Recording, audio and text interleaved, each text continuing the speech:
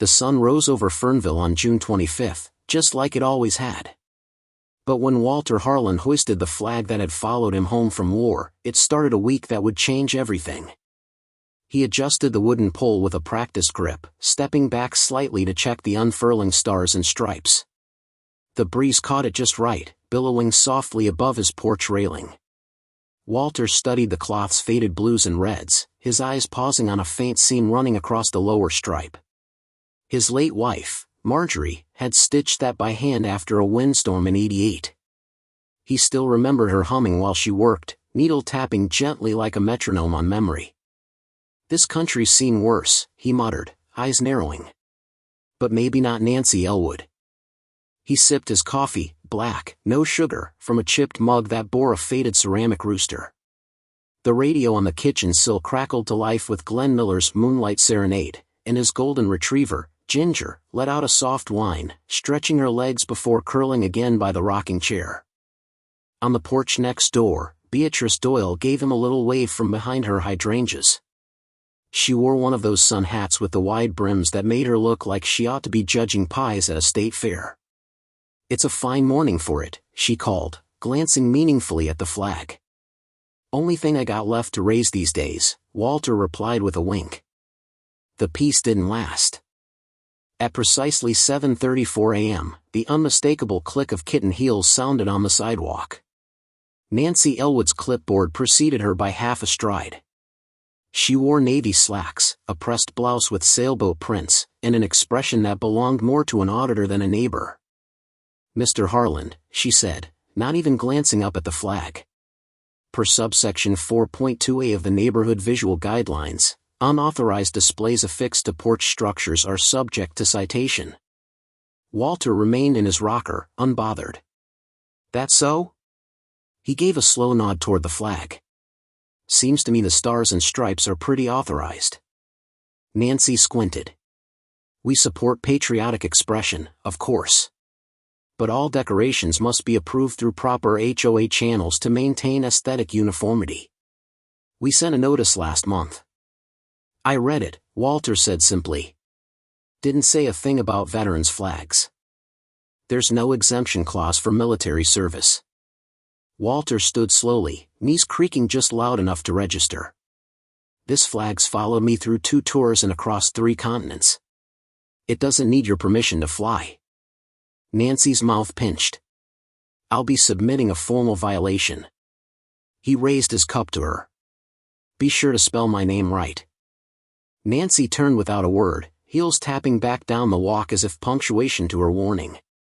Later that morning, as the heat rose and the neighborhood lawnmowers began their summer serenade, a patrol car rolled gently up the street. Walter noticed it from the kitchen window, placing his folded newspaper aside. The cruiser stopped at the curb, engine humming softly. Officer Halston stepped out, adjusting his belt as he approached. The young man looked barely out of academy, unsure if he should knock or salute. "Mr. Harlan?" he asked. "Right here," Walter said from the porch swing, where Ginger thumped her tail lazily. "We got a call about a non-compliant exterior display. I'm just, doing a wellness check. No law broken." Walter tilted his head. "You want some iced tea?" The officer blinked. "Sir?" "It's brewed fresh. Front porch stays cooler than the cruiser. Figured you could use a moment." Halston hesitated, then smiled sheepishly. "Sure. Why not?" They sat for a few quiet minutes, sipping from tall glasses beaded with condensation. The flag flapped gently overhead, casting a soft shadow across the porch boards. Glenn Miller gave way to a radio ad for mosquito repellent. "I think you're fine," the officer said at last, standing. "But maybe, just be mindful of the HOA stuff. Saves trouble." Walter nodded. "I served so people could talk freely, even if they talk nonsense." The young officer chuckled, then tipped his cap. "Have a good one, sir." As the officer left, Walter muttered, "Maybe it's time this town remembered what independence really means." Maya Harlan hadn't planned to work during her Fernville visit, but her grandfather had just been written up for patriotism. The cab dropped her off in front of the little white house with green shutters and a porch swing that hadn't changed since she was 12. She stepped out in sensible heels and dark slacks, the kind that made small-town folks think she was too busy for casseroles. Ginger barked once from under the porch before recognizing her and letting out a soft tail thump. Walter stepped out, wiping his hands on a dish rag and grinning like he'd been waiting all day. "Those city shoes again," he said, eyeing her black pumps. "They make me taller," Maya replied, setting her overnight bag on the swing.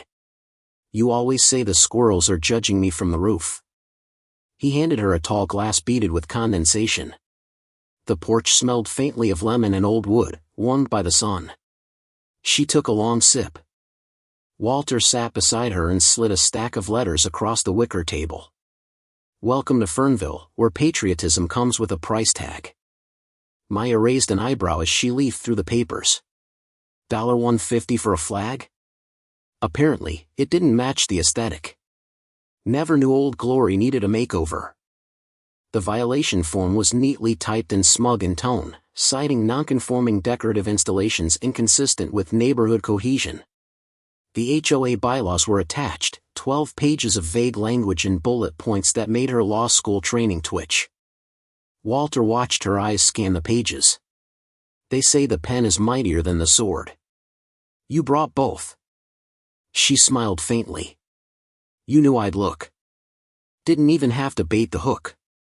Maya flipped to section 3.1.2, all permanent or semi-permanent external displays must conform to the visual character of the community.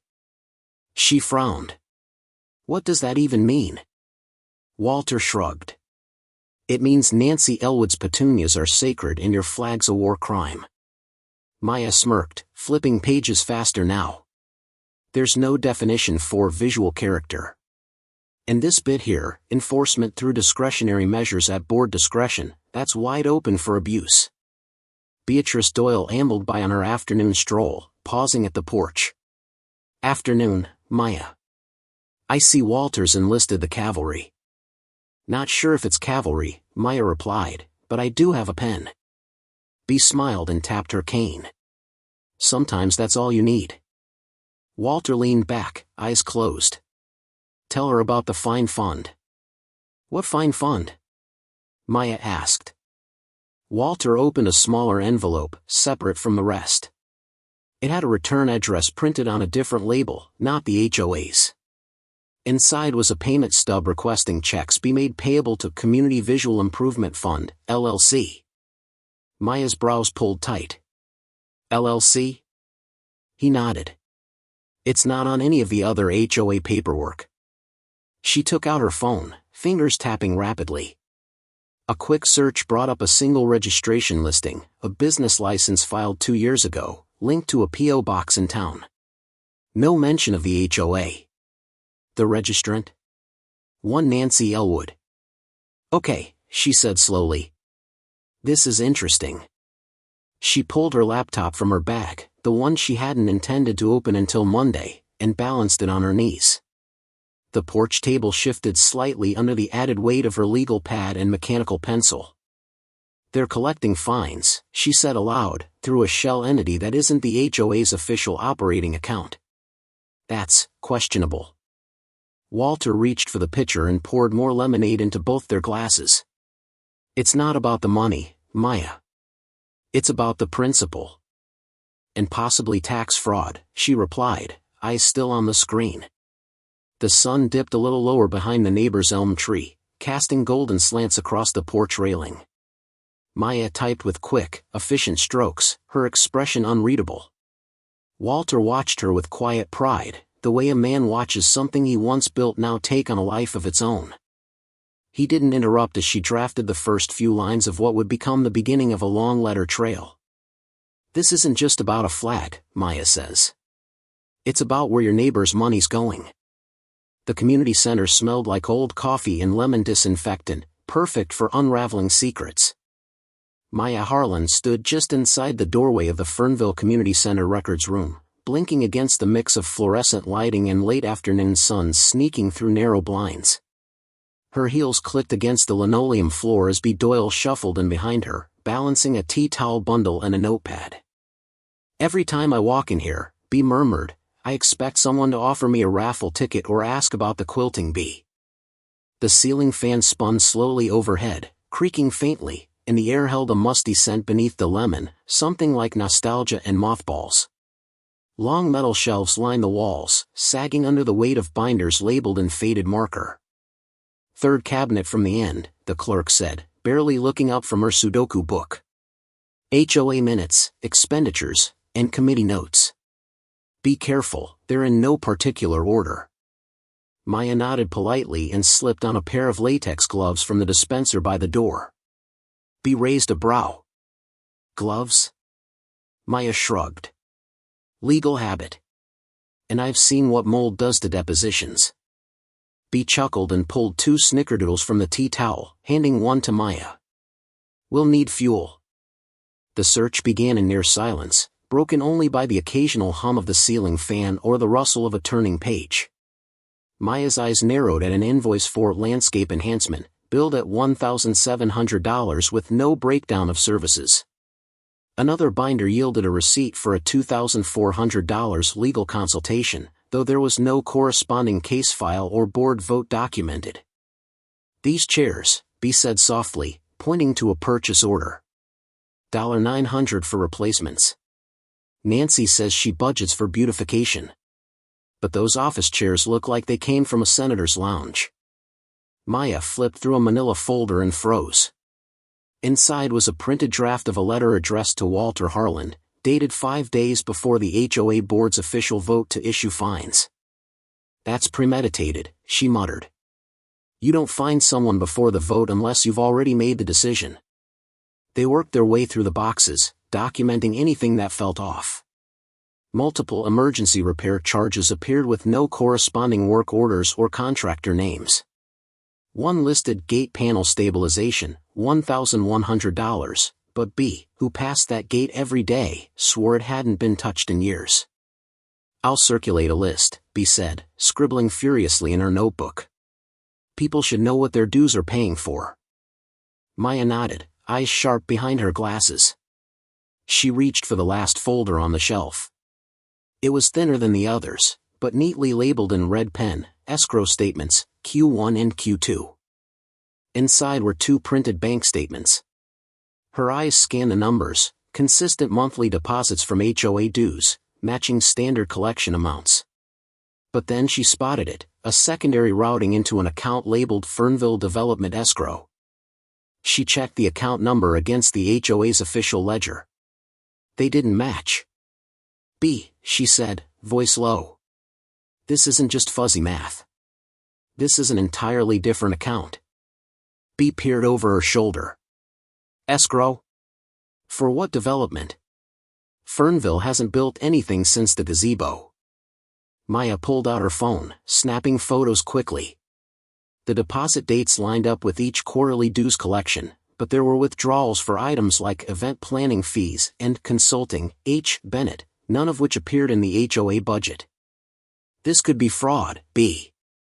Not just poor management, actual fraud. Nancy Elwood stood beneath the HOA banner in a red blazer, clipboard in hand, and smiled like the Queen of Fernville. The folding chairs squeaked beneath the weight of longtime residents and their long-held opinions. Someone had set out a bowl of fruit punch, its vivid color glowing under the yellowed lights of the community hall. A tray of oatmeal cookies stood mostly untouched near the sign-in sheet. The room smelled faintly of Lysol in anticipation. Maya Harlan scanned the agenda printed in 12-point Times New Roman. Special hearing, residency clarification and community standards enforcement. She glanced sideways at her grandfather. Walter sat with his arms folded, the brim of his veteran's cap shading his eyes. "She's planning something," he muttered. "No one brings fruit punch to a HOA meeting unless they're hiding poison in the minutes." Nancy cleared her throat and tapped the microphone, which squawked in protest. "Thank you, neighbors, for attending this important and urgent session. We'll be voting tonight on an amendment to Article 5, clarifying occupancy limitations for temporary residents exceeding 14 days. A few heads turned toward Maya.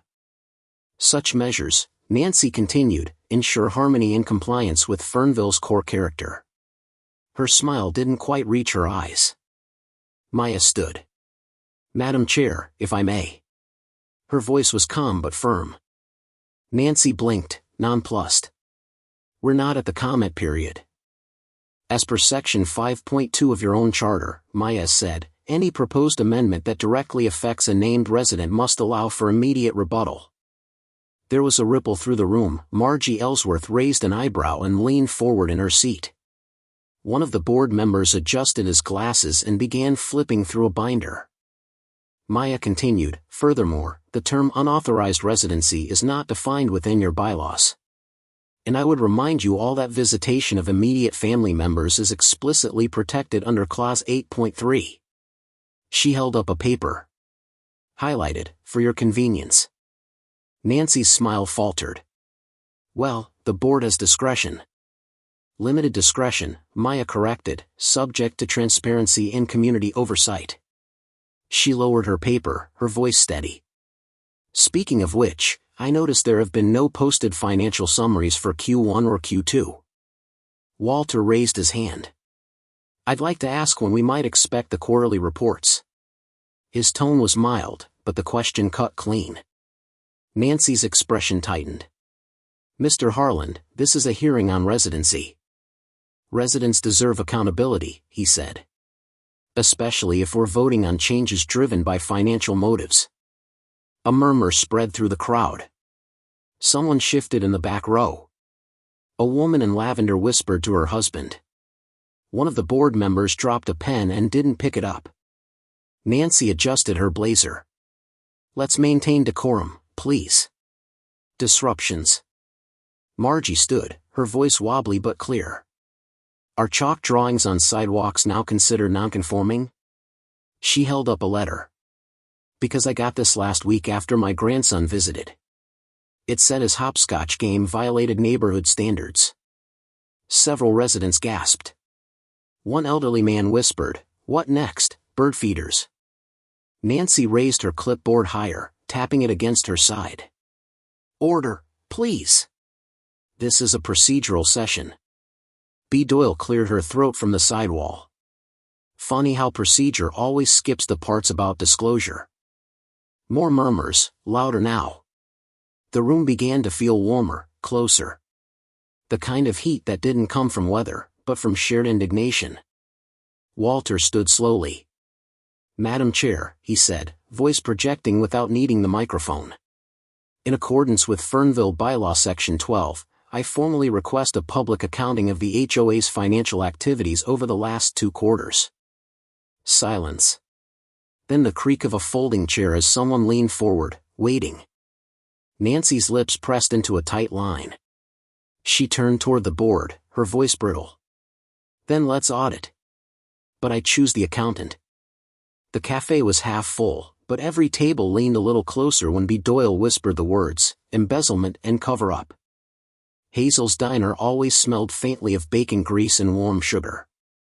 Pink booths lined the walls, faded but still springy, and the sunlight streaked through blinds onto glass salt shakers and ceramic cream pitchers. At the back, a group of retirees played cribbage under a framed front page from the Fernville Gazette, July 5, 1976 edition, headline, "Bicentennial Parade Brings Town to Its Feet." B stirred her coffee, watching the cream bloom into soft tan spirals. "He's late," she murmured.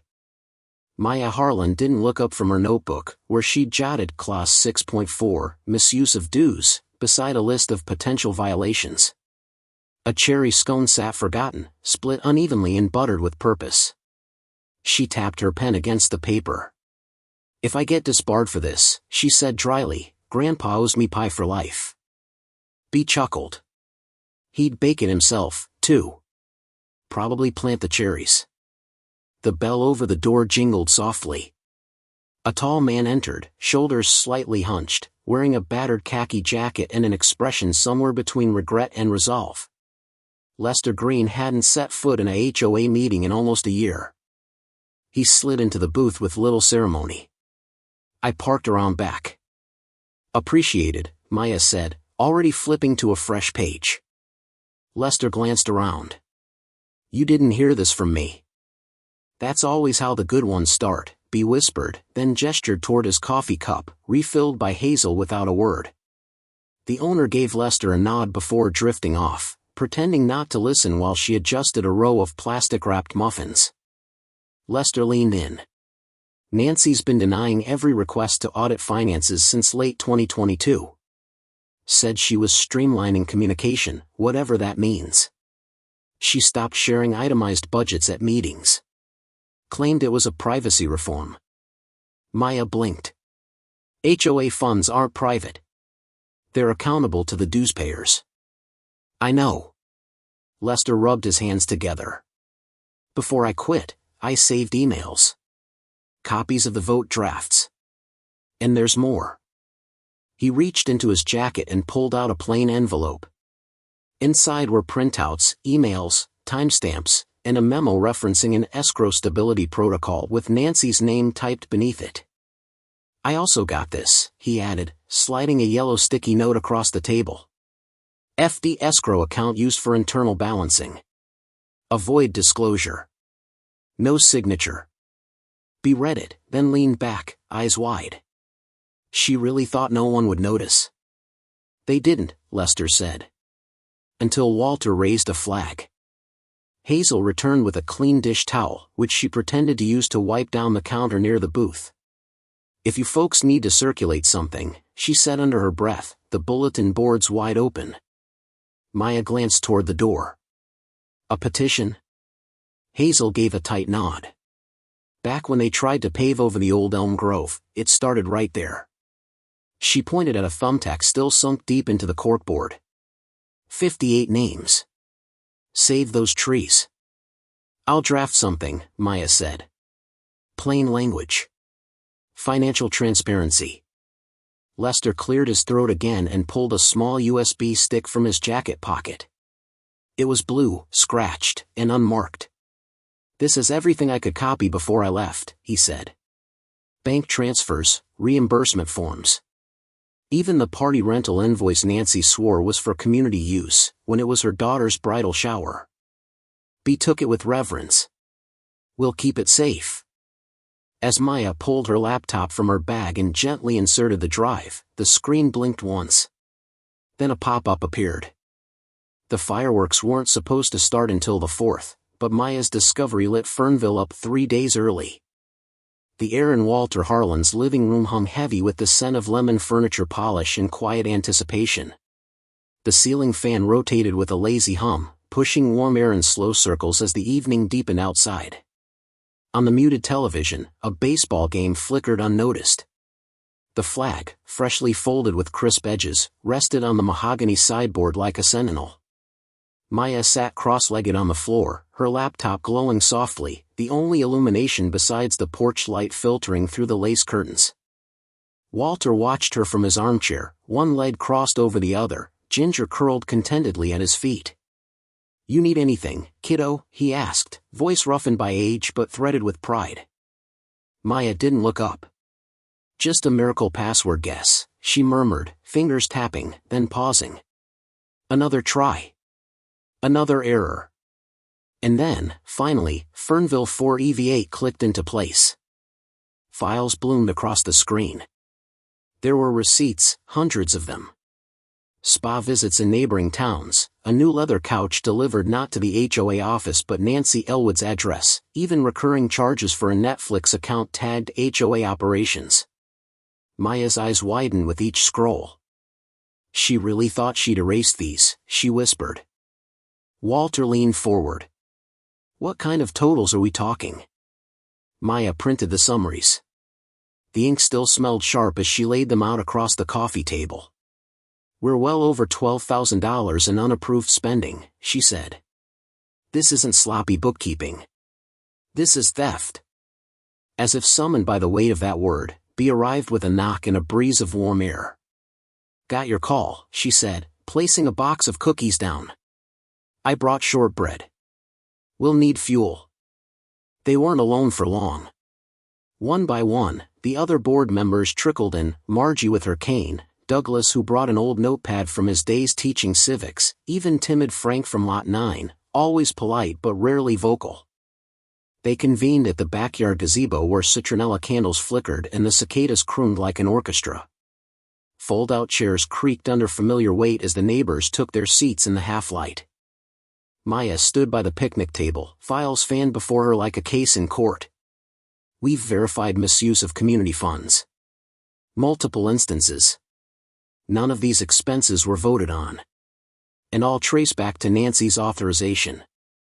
The room was quiet for a beat. Then Frank spoke, surprising everyone. We trusted her. I trusted her. Walter's jaw tightened, but his voice stayed calm. Then it's time we start trusting the truth instead. B nodded. I say we hold an emergency vote. Tonight. Without Nancy. A murmur of agreement rippled through the gazebo.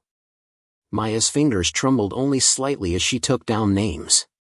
They scheduled a special session for July 3rd, just in time to prepare for the parade, but more importantly, to reset the soul of Fernville. The meeting dissolved into hushed excitement. Plans made, documents signed. It was nearly 10 when the last chair folded up, and only the chirp of crickets remained. Back inside, Walter poured 2 lemonades and handed one to Maya. Proud of you, he said simply. She smiled. I'm proud of us. Just then, the door knocked. 3 sharp taps. Walter opened it slowly. Nancy Elwood stood on the porch, her red blazer buttoned tight despite the heat. Her clipboard gleamed beneath the porch light. Her smile, taut and practiced. I hear you're planning something, she said sweetly, eyes flicking to the stack of papers still visible behind Walter's shoulder. So am I.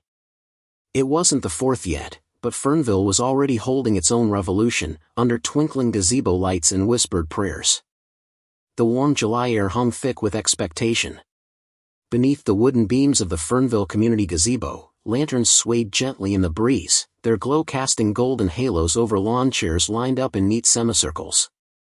The crowd gathered slowly, seniors in linen shirts and lawn cardigans, churchgoers with fans bearing psalms, children clutching juice boxes with wide-eyed curiosity. A hush settled over the town square like an old hymn waiting to be sung. Walter Harlan stood tall beneath the center light, a paper folded neatly in his shirt pocket. His fingers brushed over it once, a fragile relic from the past. The original HOA charter, penned in ink by his late wife, carefully preserved over decades. It wasn't just parchment. It was memory. He cleared his throat, eyes scanning faces familiar and kind. Neighbors, friends, he began, voice unwavering, this neighborhood was built on trust, porch to porch, handshake to handshake. But trust doesn't survive in silence. That's why we're here. A few murmurs rippled through the crowd.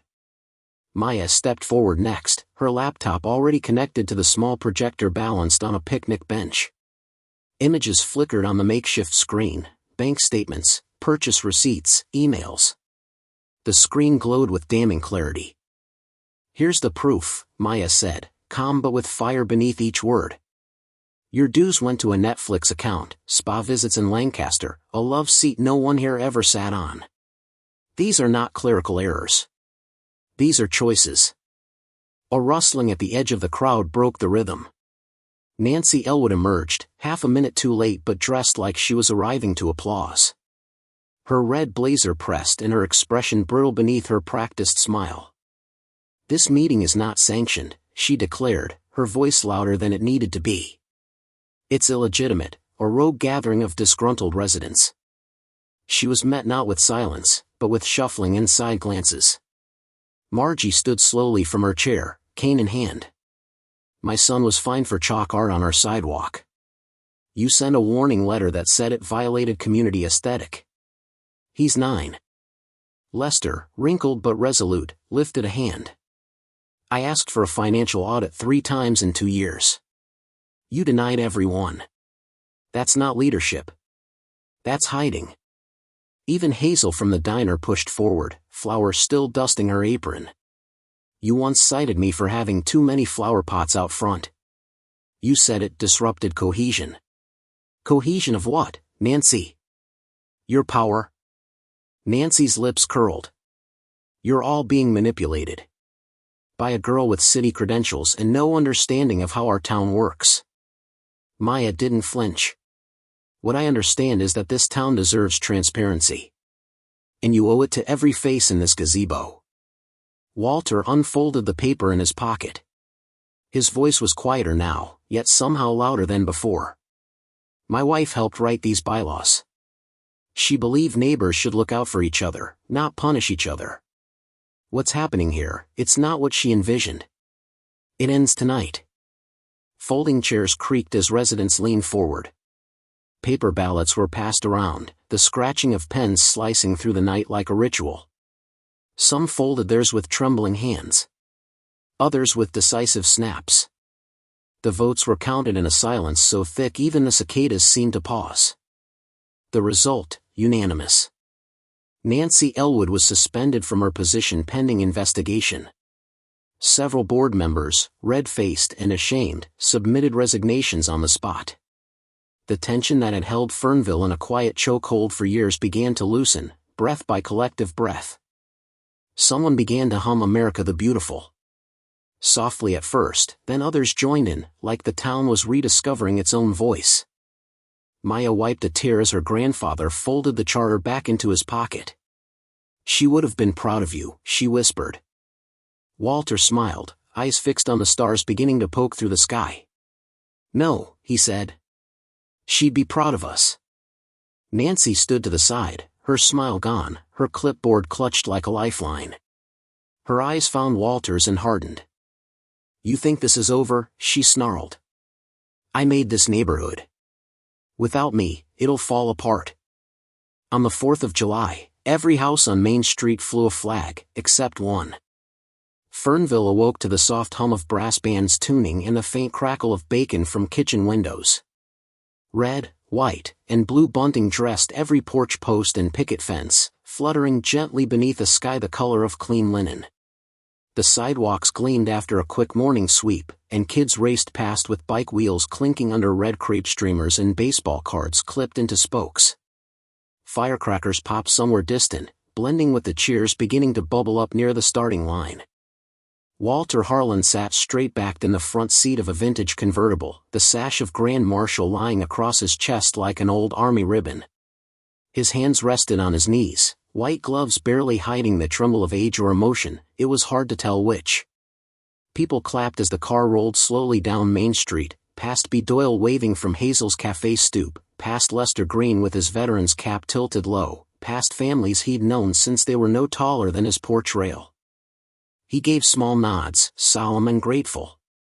His face betrayed none of the gravity he carried, only the quiet steel that had seen wars, funerals, and now, victories of a different sort. Back on his porch, Maya waited with 2 mugs of lemonade already sweating in the heat. A fresh flag, still crisp in its fold, lay across her lap. She smiled when she saw him step out of the car at the corner, greeted by a group of senior veterans who each gave a firm handshake and a soft-spoken sir. The HOA board had officially dissolved that morning, papers filed, a notice pinned to the community bulletin board under Hazel's 4th of July flyer. An interim committee had been selected by unanimous vote, open to public meetings and member input. One of the nominees was B, who grumbled good-naturedly about her new part-time headache, but accepted all the same. Nancy Elwood's house remained shuttered. No bunting, no folding chairs, no presents at the parade. She'd driven slowly through the neighborhood just after sunrise, windows up, her gaze locked on the road like it was the only straight line left to follow. She did not wave. Walter returned to his porch with a sigh that sounded more like release than fatigue. He sat beside Maya, who handed him the flag. He didn't say anything right away, just traced the edge of the fabric with a thumb, then stood. Carefully, he unfolded it, shaking it once to let it breathe. The porch was different now. Repainted railing. New swings installed with chains that didn't squeak. Geraniums and begonias potted in matching ceramic planters flanked each step. He affixed the flagpole holder, then paused. She hated injustice more than weeds in her tulips, he said, polishing the brass finial atop the pole one last time. Maya stood beside him. Together, they raised the flag, this one brand new, but no less sacred. Applause rose from the sidewalk. Some of it came from the veterans who'd made their way to the curb across the street. Others were neighbors, carrying cobblers and corn pudding dishes, gathering without summons or formality. Hazel brought a pie, claiming it was not quite peach but close enough for independence. Kids wove between adults with sparklers in hand and red stripes painted on their cheeks. Later that evening, Maya and Walter sat on the swing, the creaking a new kind of music. A slice of cobbler rested on each of their laps. The air had cooled just enough to make the lemonade feel essential again. Fireflies blinked lazily under the eaves. "So what's next, Grandpa?" Maya asked. Walter leaned back, the porch light casting a soft glow across his face. He didn't answer right away. Instead, he looked out across the street, where American flags caught the last light of day, and the town he loved leaned into its second chance. "We keep watch. Always." Fernville didn't need fireworks to light up the 4th, it had truth, courage, and neighbors who finally saw each other clearly. What began with a single flag became a quiet uprising of shared values, stitched together by porch conversations, handwritten petitions, and one granddaughter's resolve. When rules are used for good, communities thrive. When they're misused, they crumble.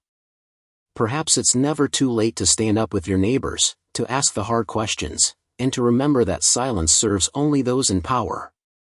Like an old flag waving steady in the morning breeze, justice may wrinkle, but it never fades.